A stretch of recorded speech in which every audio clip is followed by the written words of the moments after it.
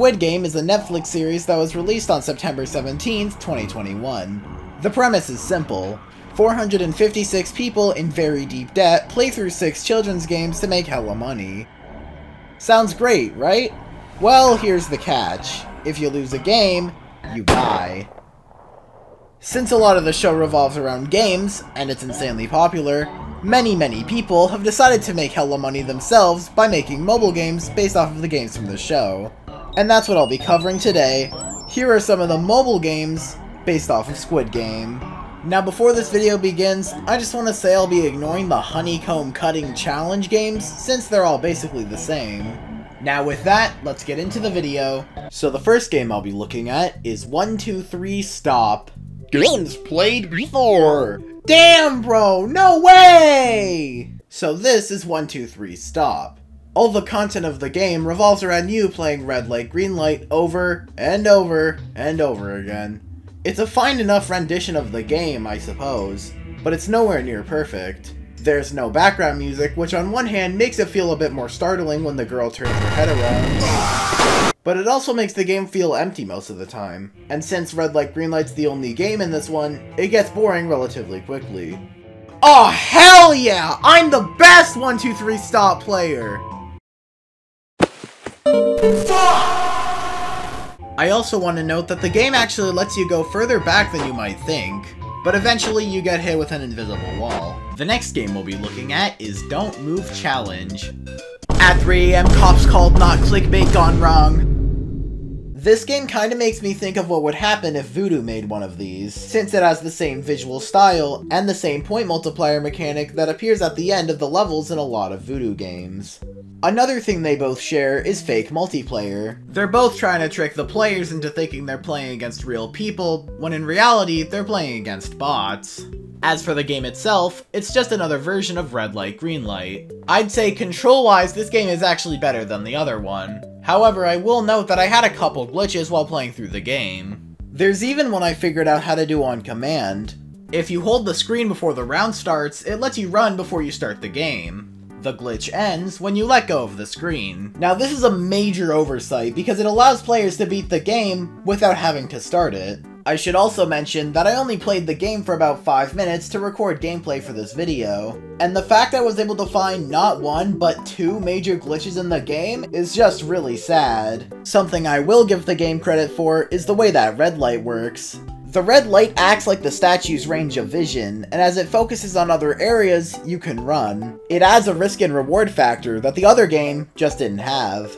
So the game's alright, it just sucks that it's glitchy. The next game I'll be looking at is Day 6 Survival Challenge 3D.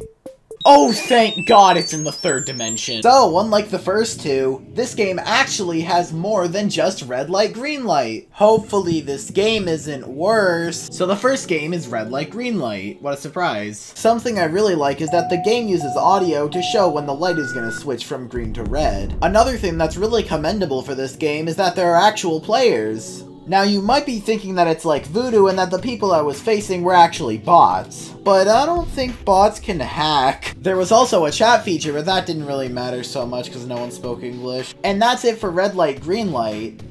This is my own personal hell. You know how in some Roblox Squid games they have a mini obby for the honeycomb puzzle? Well, in the classic game Day 6 Survival Challenge 3D, you have to do that, but on a mobile phone with the tightest stick imaginable. The best strategy I used was to slightly swipe the screen for movement, while also adjusting the camera accordingly. It ended up working pretty nicely, but it wouldn't work as well for the less circular levels, which is an issue. Whereas the Roblox games let you choose which shape to play, in Day 6, the game picks the shape for you. I also found a silly little glitch that could help you go out of bounds. The next game is Tug of War, and unlike on Roblox, you don't have to break your hand in order to win the game.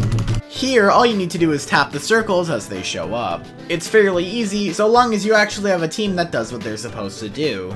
The next game is Marbles. I'm already bored. In this game, you have to get 20 out of your 10 marbles. You do this by guessing, because gambling is fun. Did I mention you only have a minute and 20 seconds to win, and it takes 5 seconds per marble? Yeah, I really like this game. The next game is the glass pick a guessing the shit one. There's actually nothing wrong with this one. You pick a rock, and if it falls, you die. If it doesn't, then you move on to the next one. Make it to the end to complete the level. But it's a bit janky. A lot of players seem to end up killing themselves trying to do the jumps. But it's fine overall, I guess. Now the last minigame is the best one yet. Do you guys remember that one part in Squid Game where Cho Sang-woo and Gi-hun are about to play the last game, but then they both decide to quit the games and play Fall Guys instead? Well, that's what this game is. Yeah, this is basically the Fall Guys minigame Jump Club, but in a different game. But in Fall Guys, when you get hit, you just get knocked back a little. In Day 6, you instantly die. Wow! I love it when I'm only playing the game for 2 seconds, then it kills me, and then it makes me go back to the lobby for another 400 years! Overall, Day 6 Survival Challenge 3D was definitely not the best game ever made. In fact, I might even go as far as to call the game not good. The game's a glitchy mess all around. And when you have to deal with shit like this, why do I play these games? I feel like the worst part about this is that the minigames aren't even that fun. Especially this one! So yeah, game bad. The next game we'll be looking at is K-Run Challenge 3D. The K obviously stands for Korean. Hey everyone, it's me, Goku! In this game, you play as Gene from Bob's Burgers, fighting clones of Gene from Bob's Burgers in red light, green light.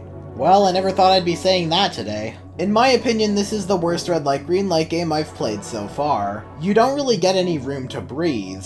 Literally, because the room is pretty small, but also figuratively, because if you make the slightest move even a millisecond after she starts to turn her head, you die. It's actually not the worst thing ever though, since it forces you to pay more attention to the game. But if I wanted to play a challenging game, I wouldn't be on my phone in the first place. It's also the least glitchy of the games I've played so far, so that's a plus. But then, for some reason, this game also has a fake player screen. What do you achieve by adding this to your game? It literally does nothing. Yeah, I really don't like this one as much as the others. And again, it's just because it's so cramped. The last game we'll be looking at is All Challenges Survival Game. Apparently not, I guess, because something really strange just happened. Before I could even get footage of it, the game seems to have completely rebranded into something else. These were the images before, and these are the images now. The game went from looking like something decently entertaining to another one of those annoying math voodoo games. Now I can do a lot of things, except for the things that I can't. But something I know I can't do is make a game as boring as this remotely interesting. So in that case, the actual last game we'll be looking at is Survival Candy Challenge 3D! Now you really know it's good because it was written in all caps. So what if I only picked this one because it has Minecraft Circus Baby as one of the pictures? Boy oh boy, this game looks good. So the game just started and I already found a giant issue. The game doesn't play any sort of sound effects when the light changes from green to red, and you get a warning that only lasts a split second. And because the game has no audio, besides people dying, the best way to know when to stop moving is to look all the way in the background to see if she moves her head. It doesn't work out very well. Another problem is that the time limit is way too low. I was very lucky to make it over the line before the timer finished counting down. Guy, the timer's done. What are you cheering for? The timer problem is even worse in the second level. By that I mean it's literally impossible to beat. No matter what you do, you just straight up don't have enough time to make it to the end. There's also a really minor mistake in the game that makes it way harder to play. For some reason, when a red light switches to a green light, it switches after it tells you that it changed. Which means if you move too early after it switches, you die. This is a really big issue, because it shouldn't be the player's fault that the programming in the game isn't very good. And yet the players seem to be the only people suffering from this.